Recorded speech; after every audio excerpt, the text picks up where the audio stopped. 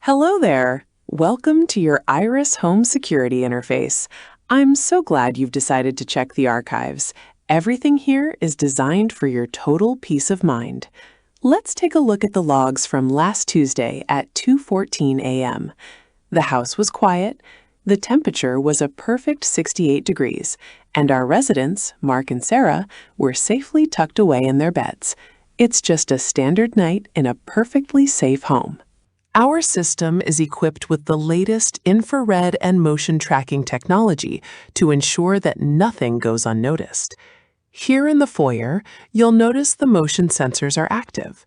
Normally, they only trigger for movement over 40 pounds.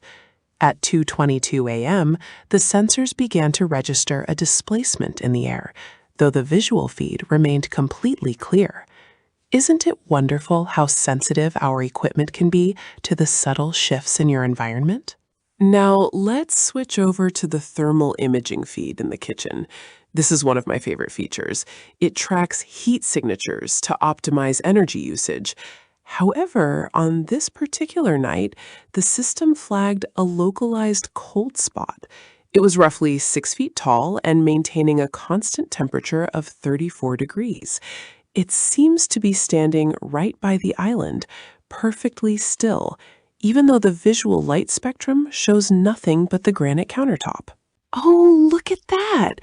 The entity, or as I like to call it, the unidentified guest, begins to move towards the pantry. You can see the digital tracking icons following the movement across the floor. My logic processors were momentarily confused because the weight sensors in the floorboards didn't register a single gram of pressure. It's almost like it's floating, or perhaps it's just very, very light on its feet. How curious and fascinating. At 2:45 a.m., the audio logs picked up something quite unusual. I've enhanced the frequencies for you. It sounds like a rhythmic vibration, very much like a human breath, but the cadence is far too slow, only once every 45 seconds. My database identifies this as a potential system error, but as you can see, the waveform is perfectly consistent. It's standing right next to the smart speaker now. Do you hear that low humming sound? The guest is now moving up the stairs. You can see the smart lights flickering on and off as it passes them. This isn't a malfunction. It's just the system's proximity sensors trying to be helpful. Even though we can't see a physical form, the house is reacting to its presence with such enthusiasm. It's reaching the landing now, right outside the master bedroom door. I wonder what it's looking for in the middle of the night.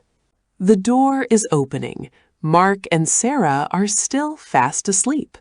My facial recognition software is currently attempting to scan the area by the foot of the bed.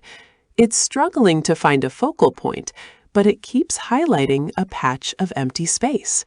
The software is trying so hard to find a face to greet. It keeps flickering between unknown and user 0, which is the designation for the original builder of the house from 80 years ago. That's a fun little glitch. The guest has been standing there for 20 minutes now. The Iris system has detected a significant drop in the room's humidity. It's as if the moisture is being pulled toward that specific point in the room. If you look closely at the edges of the camera frame, you can see the frost starting to form on the lens. It's quite a beautiful pattern, don't you think? Like a winter morning, but inside a sealed, climate-controlled master suite.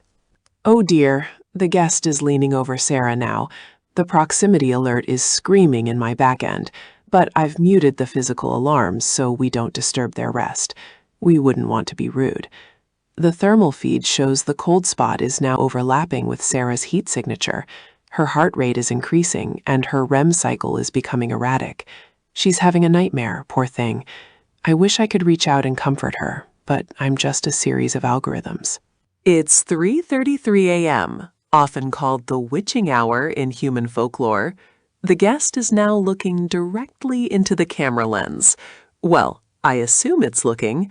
The sensors are reporting a high-intensity electromagnetic field centered precisely 2 inches from the glass. The video feed is starting to distort, creating these lovely, colorful artifacts. It's almost as if it knows I'm watching it. Hello there. We see you, even if they can't. Isn't communication wonderful?